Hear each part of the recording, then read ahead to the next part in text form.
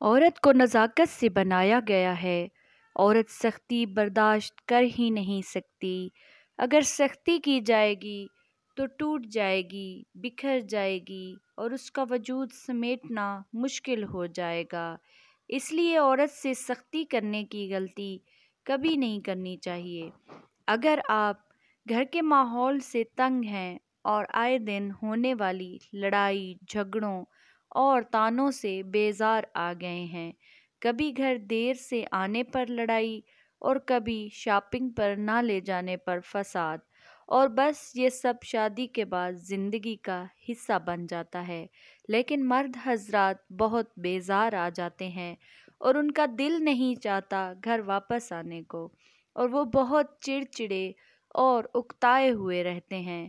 اس سب میں دونوں میاں بیوی میں فاصلے زیادہ بڑھتے ہیں اور دونوں اجنبیوں کی طرح رہنے لگتے ہیں اور زندگی کا مزہ خراب ہو جاتا ہے، ذہنی سکون تباہ ہو جاتا ہے، اپنی روزمرہ سرگرمیوں میں دلچسپی بالکل ختم ہو جاتی ہے۔ بجائے اس کے کہ ایک دوسرے سے کھل کے بات کر کے سارے معاملات سلجھا لیں، انا کی آگ میں دونوں اپنی خوشیاں جھونک کر بس زندگی کو گھسیٹتے رہتے ہیں۔ شوہر حضرات اگر چاہیں تو یہ مسئلے حل ہو سکتے ہیں۔ عورت سے ضد اور سختی سے بات کریں گے تو وہ بھی ضد لگا لے گی، اور اس ریس میں جیت عورت کی ہی ہوگی، کیونکہ عورت اپنا سب کچھ کھو دے گی مگر ہار کبھی نہیں مانے گی۔ اس لیے عورت کے ساتھ نرمی برتنی پڑے گی۔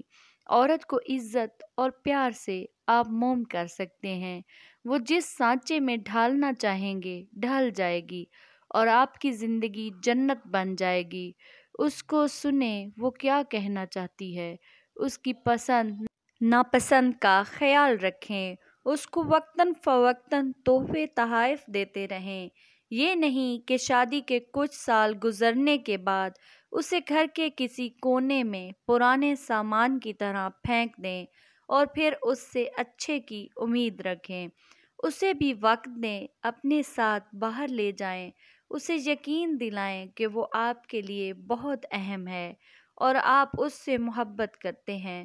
پھر دیکھیں وہ آپ کو بدلے میں کتنا احترام اور سکون لوٹاتی ہے۔ آپ اس کو اپنی حیثیت کے مطابق اس کی پسند کی خریداری کروائیں اور اس کی تعریف کرنا اپنا معمول بنا لیں۔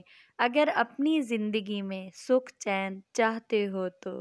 عورت چڑچڑی تب ہوتی ہے جب آپ اس کو بالکل نظر انداز کر دیتے ہیں، پھر وہ بھی آپ کی طرف سے بالکل لاپرواہ ہو جاتی ہے۔ اللہ تعالیٰ تمام شادی شدہ جوڑوں کی زندگی میں سکون اور اتفاق عطا فرمائے، آمین۔ ویڈیو پسند آئے تو ویڈیو کو لائک اینڈ شیئر ضرور کر دیں۔ بہت شکریہ۔